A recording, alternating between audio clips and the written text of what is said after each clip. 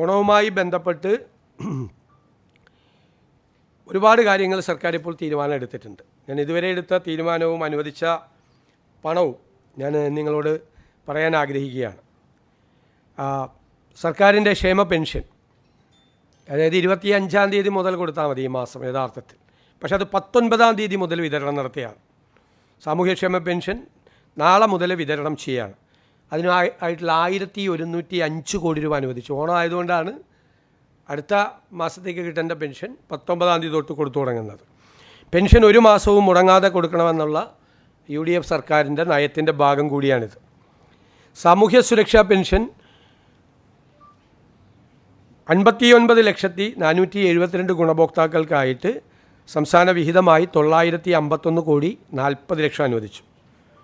ഗുണഭോക്താക്കൾ 59,472. സ്റ്റേറ്റ് ഷെയറാണ് 951 കോടി 40 ലക്ഷം അനുവദിച്ചത്. ക്ഷേമനിധി ബോർഡുകളുടെ പെൻഷൻ, സർക്കാരിൻ്റെ ധനസഹായത്തോടുകൂടി പെൻഷൻ നൽകുന്ന 16 ബോർഡുകളിലെ 6.59 ലക്ഷം ഗുണഭോക്താക്കൾക്കായി 130 കോടി 32 ലക്ഷം അനുവദിച്ചു. ഇനി ദേശീയ സാമൂഹ്യ സഹായ പദ്ധതി, വാർദ്ധക്യ, ഭിന്നശേഷി, വിധവ പെൻഷനുകളിലെ 8,46,456 പേർക്കുള്ള വിഹിതം കേന്ദ്ര സംസ്ഥാന വിഹിതമായിട്ടുള്ള 24.76 കോടി രൂപ അനുവദിച്ചു.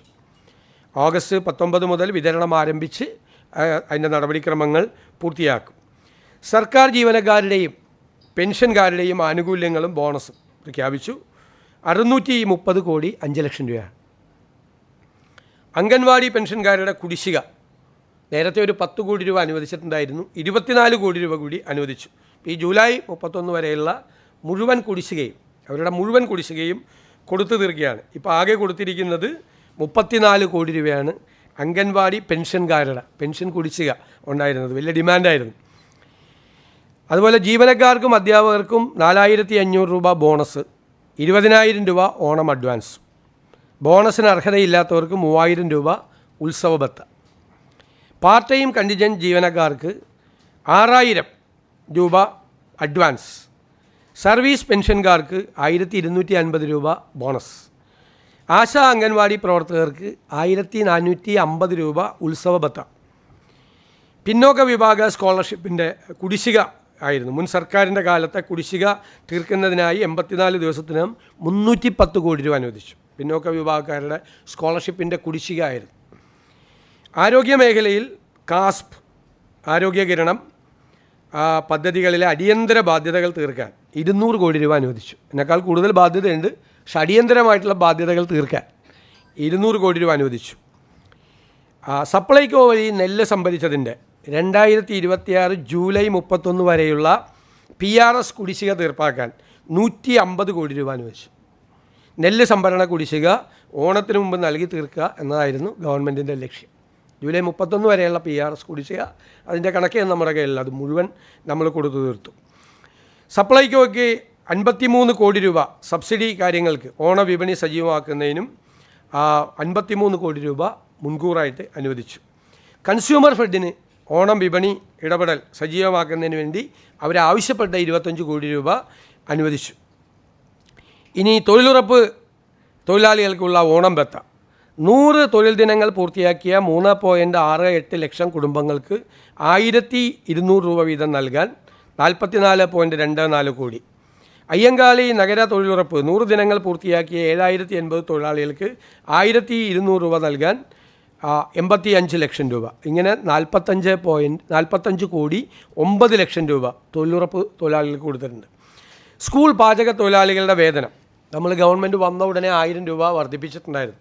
ആ വർദ്ധിപ്പിച്ച 1,000 രൂപ ഉൾപ്പെടെ അവരുടെ അക്കൗണ്ടുകളിലേക്ക് നേരിട്ടെത്തിക്കാൻ 44 കോടി രൂപ അനുവദിച്ചു. ലോട്ടറി ഏജൻറ്റുമാരുടെയും വിൽപ്പനക്കാരുടെയും ക്ഷേമം, അതിന് 26 കോടി 47 ലക്ഷം രൂപ അനുവദിച്ചു. അവരുടെ ബോണസ് 1000 രൂപയാക്കി ഉയർത്തി, ഉത്സവ ബോണസ്. സജീവ ഏജൻറ്റുമാർക്ക് 8,500-ഉം പെൻഷൻകാർക്ക് 3,750 രൂപയും ലഭിക്കും.